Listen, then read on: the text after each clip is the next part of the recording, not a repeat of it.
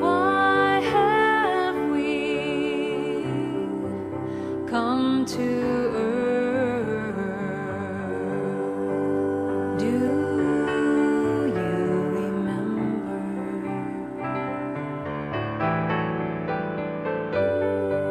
Why have we taken birth? Do you remember? She was telling me she wasn't sure if she could get through it. We had Kleenex up here on the piano for her. It was beautiful. Thank you very much. The one criticism I have is you're not supposed to make the minister cry right before his talk. So, no, I'm just teasing you. Thank you. Take a breath. How's everybody? I love heart-opening songs like that. Isn't that beautiful? Thank you. My talk today was, the talk title is The Warrior Within. I wrote that title months ago. I'm doing a whole series on Emma Curtis Hopkins, and if some of you have read Emma Curtis Hopkins, you know that she's, as a friend of mine calls, the Nike woman, the just do it kind of person, and get it done. And so The Warrior Within was a good talk topic. And I had a whole different slant on how I was going to do that. And then this past Wednesday night occurred in Charleston, South Carolina, and it made me rethink The Warrior Within. And made me think deeply about a lot of different things, as I'm sure some of us have also thought about that. That evening hurt my heart, and if you're not familiar with what does everybody know what I'm talking about? Everybody not know? Okay, good. Okay, thank you.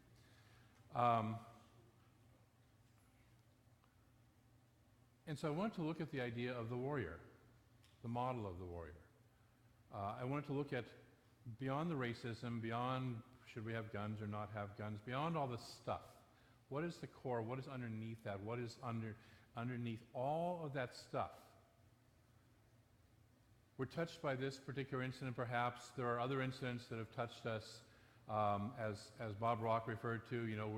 We're having this whole Christian, Muslim, and the Muslims are having their own stuff going on. And what is the concept that's underneath that, that's underlying that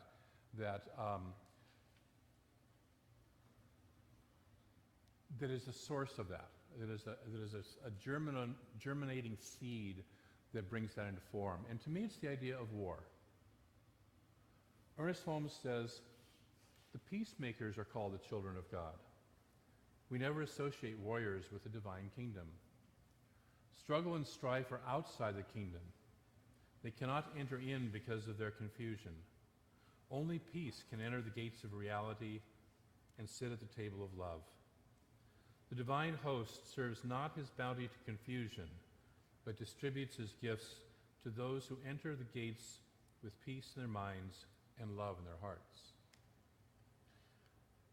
I love this reading because he calls out that the idea of when we are at war, internally or externally, when we are at war, we are in a state of confusion. We are jousting at windmills. We are not working with the reality of what the universe is about. So I wanted to talk about that a little bit. And it was interesting because this concept is so ingrained that when I was talking to somebody a couple days ago about what I was going to talk about today, they said, oh, you mean kind of like the peaceful warrior? I went, no, not even the peaceful warrior. The non-warrior, the person who is not at war with anyone or anything. Can we be in that place? Can we find that place within us? Can we find that place of absolute peace within us? When we're engaged in war, we're not seeing the wholeness. We're not seeing the wholeness of the universe, and we are striving to correct the illusion.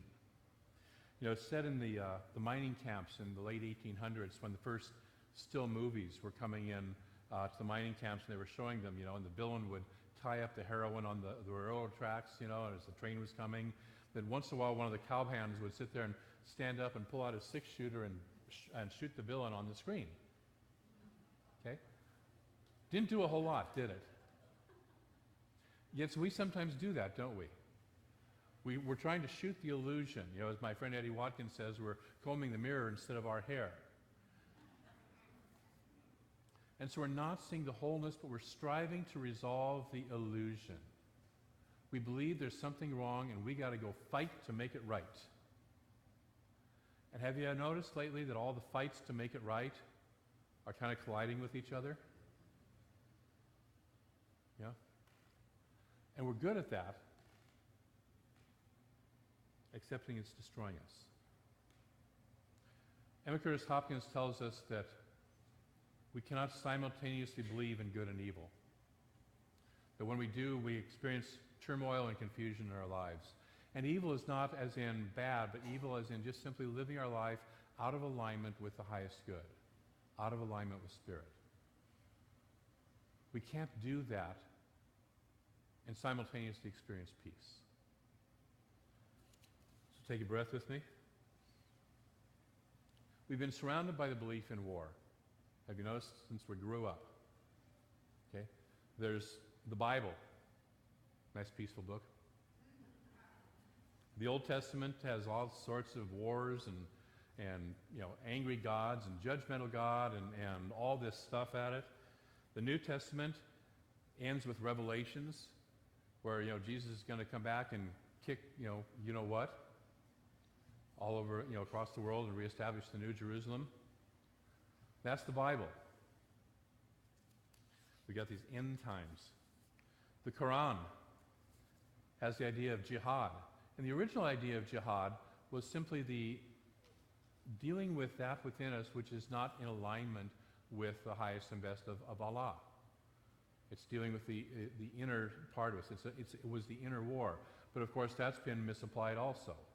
Because it's a whole lot easier to point your finger and saying, that person, rather than point your finger back here and say, maybe I need to do something here, right? Have you noticed? Yes? Thank you. In my world, if only Cynthia would get it together, we'd be much happier,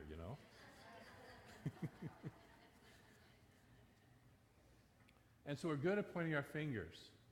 We point our fingers at our partners, we point our fingers at the government, we point our fingers at politicians, we point our fingers at all sorts of different things. The Abrahamic religions, the religions that have Abram, or Abraham, as he came to later be known, as their source, which is Christianity, Judaism, and Islam, all paint a picture of a violent and warlike God. And we wonder why we're living in a world of violence and warlike. Okay? So if we're told that we're created in the image and likeness of God, and then we're told that God is warlike, what does that tell us to be like? Warriors. We got angels fighting to kick other angels out of heaven from, and all sorts of stuff. And so there's this image of that. Interestingly enough, it's not what Jesus taught, is it? Jesus talks about God the Father. My favorite story is the one that's labeled the prodigal son. I don't like the label, but it's called the prodigal son. And at no time does the Father ever stop loving the Son, right? The Son does all sorts of stuff.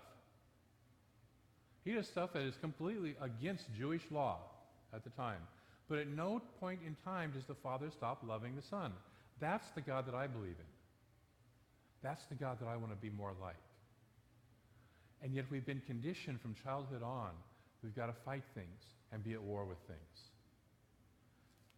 Interestingly enough, in the Hindu tradition, the Bhagavad Gita begins on a battlefield.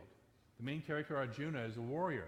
And he's caught between a rock and a hard place because he's in a war in which he is fighting with and to defend his teachers and his family against other members of his teachers and his family. And he's going to have to kill, or have killed, his teachers and his family. Not a pretty place to be, right? We've had that as a civil war here in the United States and other places like that. And he finally just lays his weapons down and he says, I can't do this anymore. I'm not going to do this. And his blue-skinned charioteer, have you ever wondered why he didn't ask the charioteer why he had blue skin? I mean, wouldn't you notice that? If you're driving around, your chauffeur had blue skin, wouldn't you kind of notice that and be curious? His blue-skinned charioteer, Krishna, who's God, of course, in form, but he doesn't know that yet, begins to talk to him. And what this book does is eventually transcends the battlefield. It starts on the battlefield. It starts in the human condition, in the belief in war, but it doesn't end there. It ends in this exposition of the divine. It ends in lifting the consciousness away from the battlefield, away from the war, into what is the highest and greatest good. If we have a moment, we'll read from Bhagavad Gita in a minute here. But it transcends the battlefield to where there's a different view of a God that loves all. Today, our belief in war has brought us some wonderful things. The war on poverty, the war on drugs, the war on cancer. My favorite, personally, the war on terror. And war kind of is terrorism by definition. It's brought us the war on women. It's even brought us the war on Christmas that some people say is going around. And we have this whole mentality of make a war. It can't be just, I want to help people have a richer life. It's, we need a war on poverty. I want people to have a healthier life. Let's have a war on drugs. You know, we got to have a war. Have you noticed? And so we're surrounded by this. And then, of course, we have the war with ourselves. My ego, my bad habits, my flabbiness, my wrinkles, the ring around my collar. It's a very important war to be at battle with. And all this stuff, which is where the war really exists, doesn't it? Within us. Take a breath. How many of you know what I'm talking about? What would it be like if we loved ourselves the way we are? What would it be like if you could, don't do this right now, take all your clothes off, look in the mirror, and just say, I love this person, all of this person, exactly the way he or she is right now. What if we could do that? Now, it doesn't mean we don't seek to be healthier, but we don't do it as a battle with ourselves. We do it out of a creative aspect, out of wanting to create something new. And so we're surrounded by this fight, fight, fight mentality, struggle, struggle, struggle, division of everything. There's black and white, we just saw that. Police versus blacks, we've been seeing that in the news a lot. Christians and Muslims, nation versus nation, religion versus religion, gays and straights, men and women. How does gay marriage destroy straight marriage? I can't figure that out. There's a lot of straight marriages being destroyed way before there was ever gay marriage. Anyways, gays and straights, has-nots, the 1% or the 0.1% and the rest. We divide this place up as much as we can. You know, we've got, you know, I grew up in Portland, Oregon, you know, and in Oregon, there's Portland and Eugene and that kind of little Willamette Valley area, and then there's the rest of the state. They don't agree with each other. There's the liberals and then the real people out there. You know, I moved to Connecticut, thought I'd get away from all that stuff. You know, Connecticut is 45 by 90 miles. It's about the size of this county, right? You'd think that people would get along, there wouldn't be any division in a place that big. No. There's southern Connecticut, the little leg down by New York. Okay, that's New York. It's too close to New York. You know, and so, you know, you've got that part of the state divided against the rest of the state. You've got southern New England versus northern New England. Again, it's an area that's pretty dang small. Let's talk about California. No division here, right? Northern, southern, northern versus northern. Yeah. Central Valley, the state of Jefferson. We like to divide everything up and practice separation. And yet the truth is, we're all one. I loved Holly's song, I'm not going to say goodbye to my dad. Why? Because he's not gone. The body might not be here anymore, but the man, the being, the essence of who he is not gone. Nobody has left. Nobody has died. Wouldn't that be amazing to realize? All these people we think have died have not died. There was a Zen master one time who was on his deathbed, and all his disciples, his followers were standing around weeping and moaning, and he says, why are you doing that? And they said, because you're leaving. He goes, Where am I going to go? There is only here, there is only now. Where am I going to go? Yes, I'll drop the body, and yes, it's okay to grieve the fact that we don't have the body to interact with anymore, but where am I going to go? Have you had enough of war? Yeah. If all there is God, what are we fighting? If all there is God, what are we fighting? Even ourselves are God. What are we fighting? There's nothing to fight. Emma Curtis Hopkins tells us there's nothing to hate.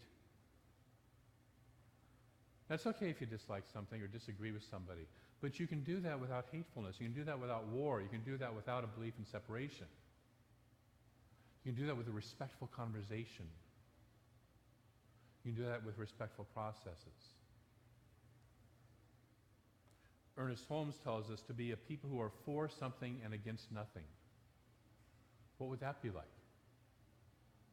I don't have to take a stand against something to be for something else. Can I just be for it?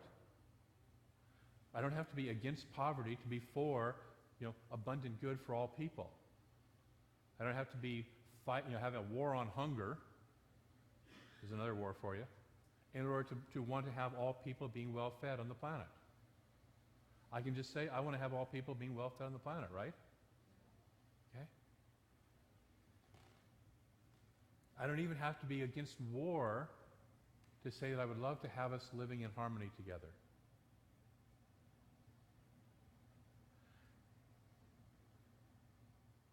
Wallace Wattles, who wrote the book, The Science of Getting Rich, which is Mary Morrissey refers to in the first of the Prosperity Plus programs, invites us to align ourselves with the universe by by getting rid of the competitive mind and working with the creative mind. So a competitive mind says there's you versus me, there's not enough for both of us, one of us has to get it, and the other one's going to lose. So in a competitive mind, there's a winner and loser, right? The creative mind says, how can we do this together?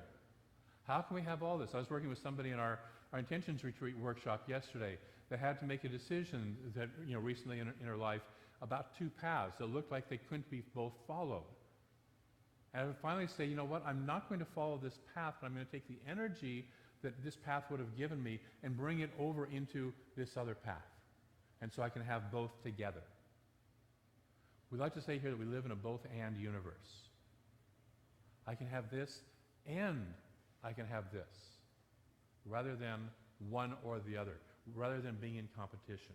What would that be like in your life? Would that shift your life at all? Would that shift your feeling and your consciousness of how you approach life?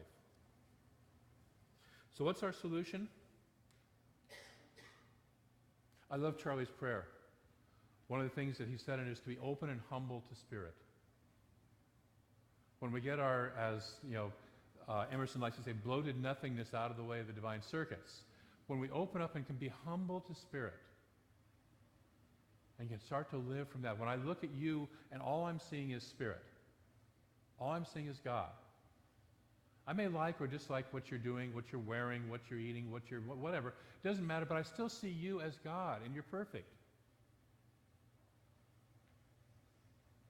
When I can live like that, it shifts my life, it shifts my consciousness, it shifts how I am in this world. Muslim has the mystical aspect of it called Sufism, Sufis. Rumi has one of my absolute favorite poems, as many of you know. Out beyond ideas of right thinking and wrong thinking, there is a field, I'll meet you there. And that little poem closes with saying, and we get to the point where even the idea of you and me is no longer relevant. It's no longer relevant because there's just an us, there's just a oneness. How would that be if we could live our lives? If you and I would live our lives from that, would that shift things? Thank you. The Hebrew Bible, the Torah, has love thy neighbor as thyself. A lot of people think Jesus said it, which he did, but he was just reminding people of what their own scripture said.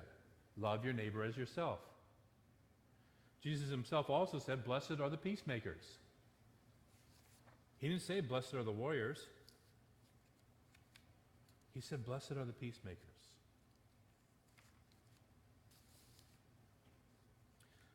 Our own Emmett Fox in New Thought says, whatever your problem, think about God instead. Don't fight the problem. Don't try and overcome the problem.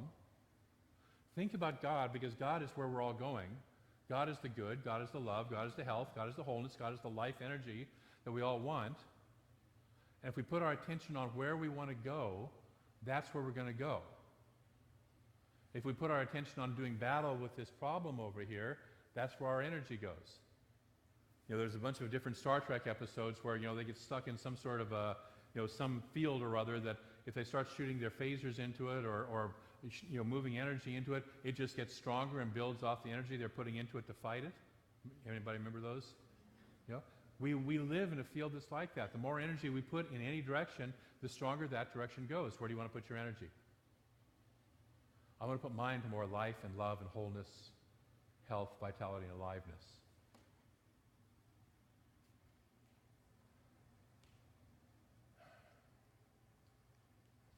The Bhagavad Gita, at the end of it,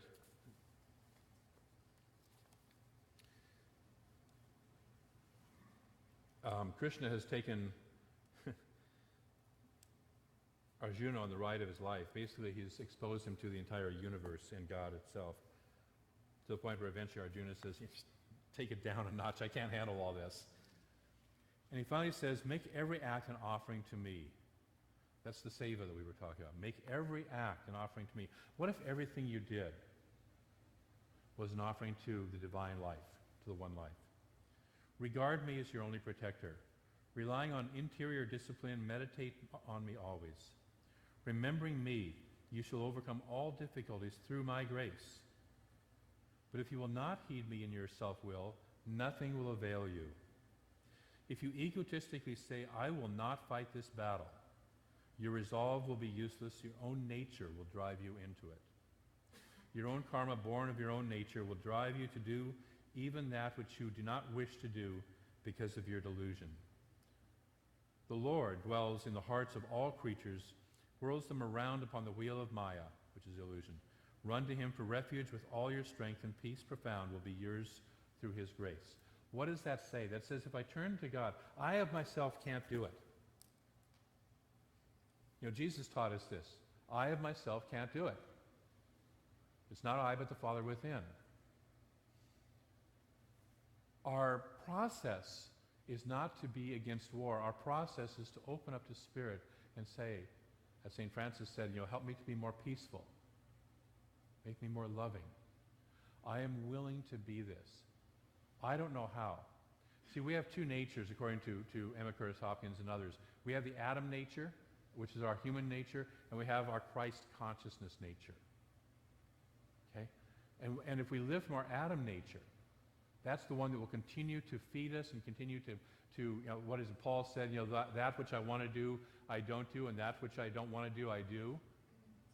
Okay? Anybody besides me relate to that? Okay? How many months have I been saying I'm going to go to a gym?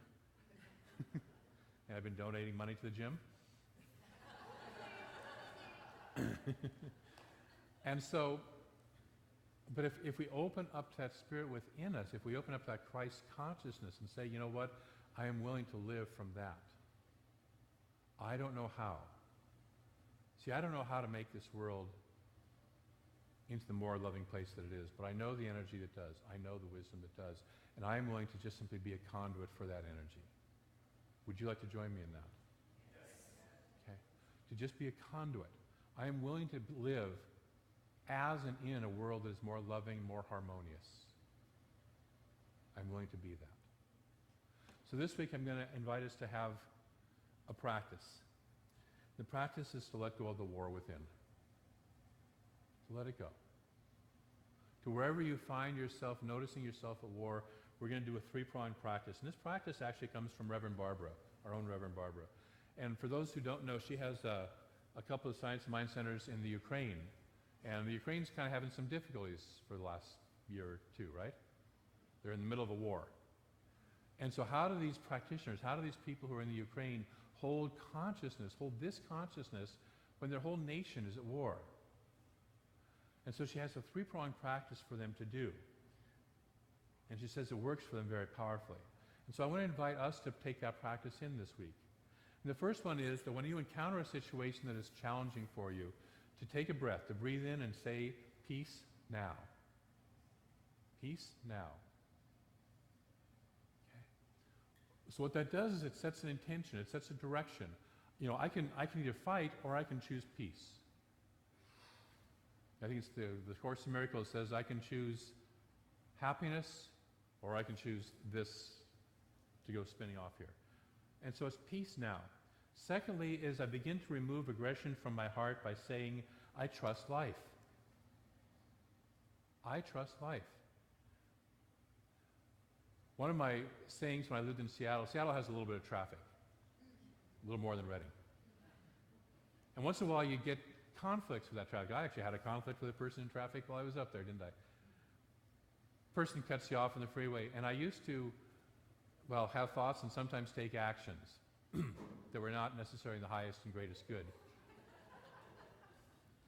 These days I have a little license plate that says Rev David on, CSL Rev D, and a little thing on the back bumper that talks about love, and so, can't quite,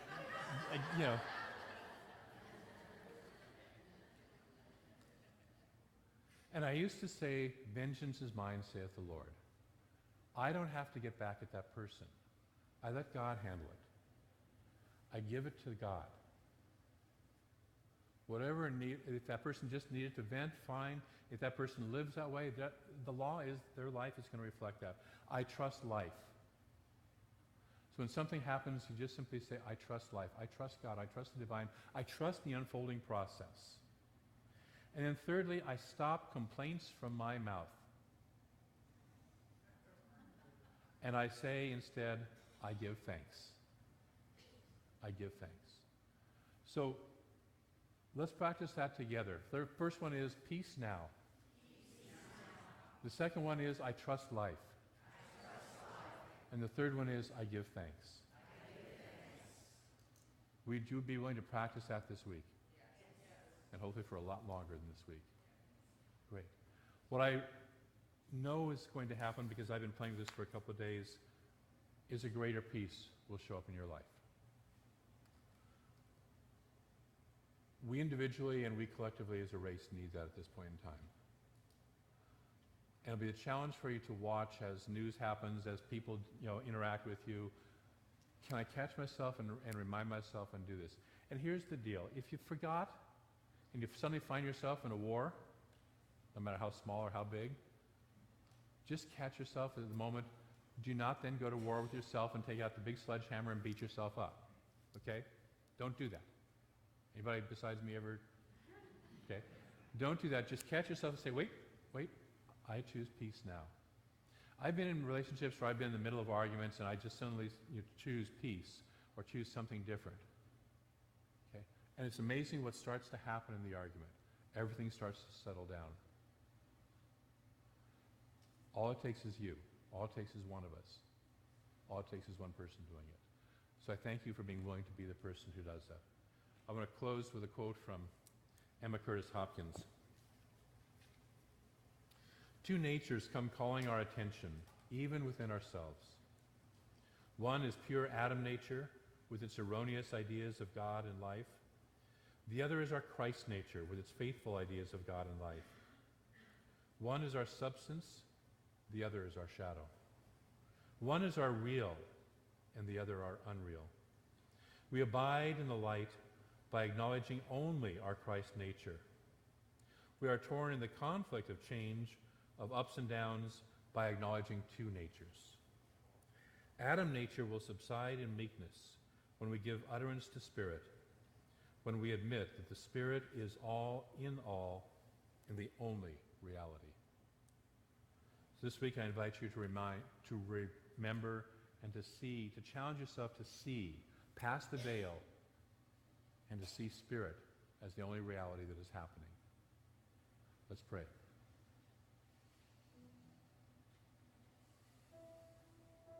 So I know that infinite presence, that infinite love, that infinite life, that infinite beauty is indeed all there is.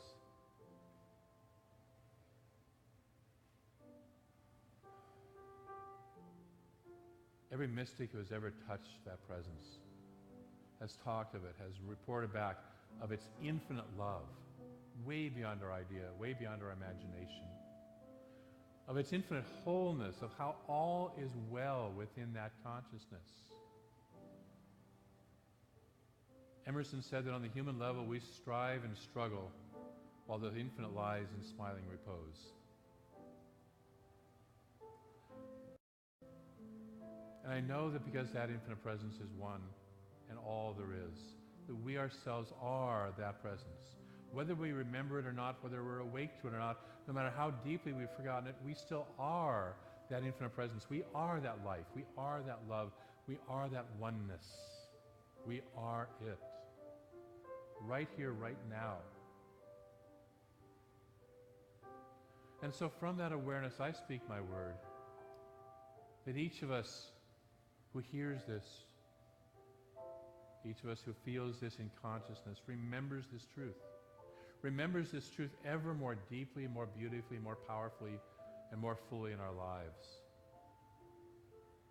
That in every set of circumstances we choose peace, we trust life, and we give thanks. In all things we give thanks. We allow ourselves to align with that infinite love, with that infinite wholeness. And we enter into the kingdom of peace, the kingdom of love, the kingdom of joy. We begin to notice that our life works so much better. That we can join with Jesus and say, though I'm in the world, I'm not of the world. I have overcome the world. Because I'm in alignment with the Father, Mother within, the infinite within. And for each person who does this and for all this willingness to do this, I give thanks. For the infinite love that blesses all of us, I give thanks. And I release this word into a law that moves it into form and expression in our lives in the most beautiful, perfect, and wonderful ways possible. And it does. And together we say, and so it is. Thank you.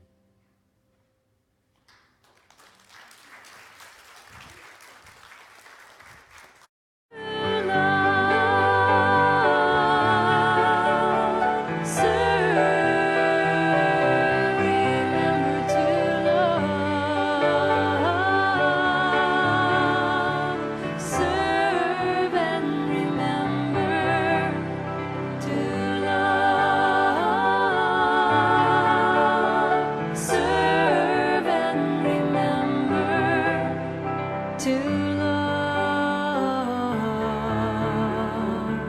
serve.